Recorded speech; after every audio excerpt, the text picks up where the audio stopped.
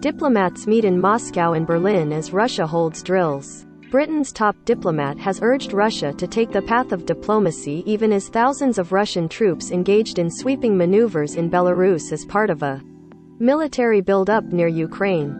Moscow, Britain's top diplomat, urged Russia on Thursday to defuse tensions over Ukraine and take the path of diplomacy even as thousands of Russian troops engaged in sweeping maneuvers in Belarus as part of a military buildup near Ukraine that has fueled Western fears of an invasion. UK Foreign Secretary Liz Truss again warned Russia that attacking its neighbour would have massive consequences and carry severe costs, urging Moscow to abide by its international agreements that commit it to respecting Ukraine's independence and sovereignty. Seated across a table from Truss with a grim face, Russian Foreign Minister Sergei Lavrov set a stern tone for the talks, emphasizing that Moscow won't accept Western lecturing, ideological approaches, ultimatums and moralizing is a road to nowhere, Lavrov said, noting that his talks with Truss marked the first meeting of the two countries' top diplomats in more than 4 years.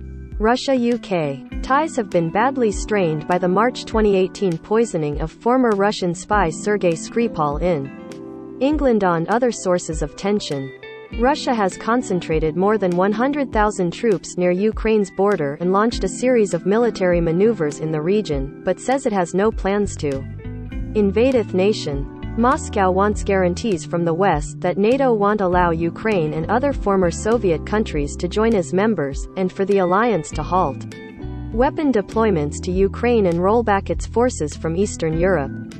The US and NATO flatly reject these demands. Russia's military buildup includes the deployment of troops on the territory of its ally Belarus for sweeping joint drills that entered a decisive phase. Thursday, the Ukrainian capital is located about 75 miles, 47 miles, south of the border with Belarus, and Western nations voiced worry that Russia could use Belarusian territory to invade Ukraine. Russia and Ukraine have been locked in a bitter conflict since 2014, when protests drove Ukraine's Kremlin-friendly leader from office. Moscow annexed Crimea and then backed a separatist insurgency in eastern Ukraine. The fighting between Russia-backed rebels and Ukrainian forces has killed over 14,000.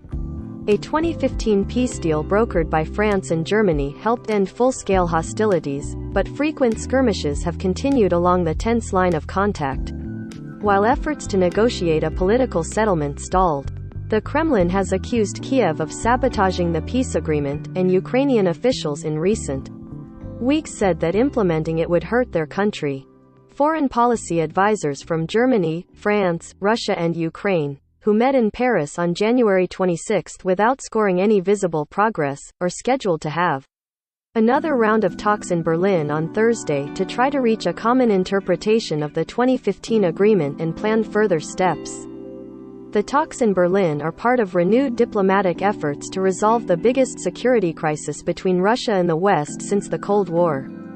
French President Emmanuel Macron visiting Moscow for more than 5 hours of talks Monday with Russian President Vladimir Putin before meeting with Ukrainian President Volodymyr Zelensky in Kiev the next day.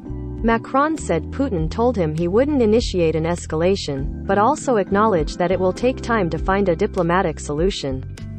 German Chancellor Olaf Scholz plans to visit to Kiev and Moscow on Feb 14 to 15. He met Monday with U.S. President Joe Biden, who vowed that the Nord Stream 2 Russia to Germany gas pipeline would be blocked in the event of an invasion.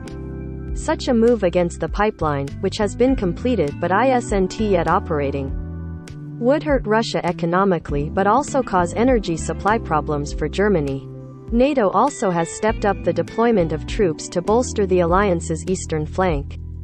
The U.S. has begun to move the 2nd Cavalry Regiment's Stryker Squadron from Vilsec, Germany, to Romania, which borders Ukraine. U.S. officials have said they would send about 1,000 NATO troops. About 1,700 soldiers from the U.S. Army's 82nd Airborne Division are being sent to Poland. About half of them have arrived, and more are expected to follow in coming days, Pentagon Press Secretary John Kirby said. Britain also has pledged to send 350 more troops to Poland and already has sent anti-tank weapons to. British Prime Minister Boris Johnson said Thursday after meeting in Brussels with NATO Secretary-General Jens Stoltenberg that the 30-nation military alliance must combine strong deterrence with patient diplomacy. "I honestly don't think a decision has yet been taken by Russia about whether to invade Ukraine," Johnson said. But he added that, "Our intelligence, I'm afraid to say, remains grim. But the stakes are very high, and this is a very dangerous moment," Johnson said. The Prime Minister is scheduled to head to Poland later Thursday for a visit that includes meeting British troops deployed to the country. Jill Lawless in London and Monika Szydlewska in Warsaw, Poland contributed to this report.